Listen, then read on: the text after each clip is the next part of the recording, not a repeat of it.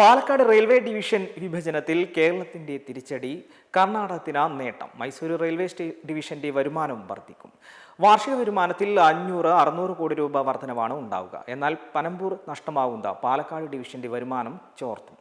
വാർഷിക വരുമാനത്തിൽ 1100 കോടിയോളം രൂപയുടെ കുറവുണ്ടാകും. പാലക്കാടിന്റെ 90% വരുമാനവും ചരക്ക് നീക്കത്തിൽ നിന്നാണ്.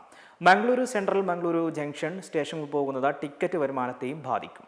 റെയിൽവേക്ക് വരുമാനം കുറയില്ലെങ്കിലും കേരളത്തിന് തിരിച്ചടിയാകും.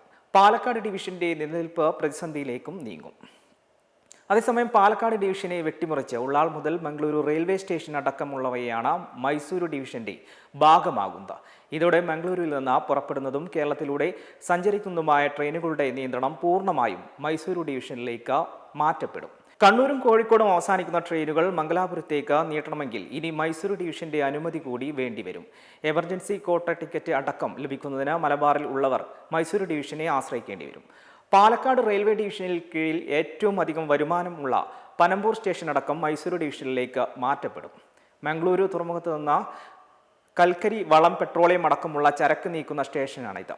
മംഗളൂരു സെൻട്രൽ സ്റ്റേഷനും മാറ്റപ്പെടുന്നതോടെ വലിയ വരുമാന നഷ്ടമാണ് പാലക്കാട് ഡിവിഷന് ഉണ്ടാകാൻ പോകുന്നത്.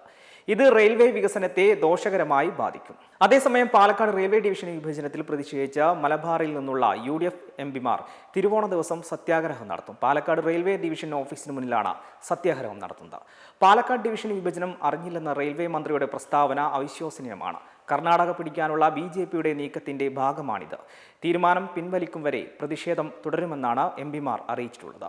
കർണാടക തെരഞ്ഞെടുപ്പാണ് കേന്ദ്ര സർക്കാരിന്റെ ലക്ഷ്യമെന്നും UDF MPമാർ വിമർശിക്കുന്നുണ്ട്. BLM കേരള, തമിഴ്നാട്, പോണ്ടിച്ചേരി.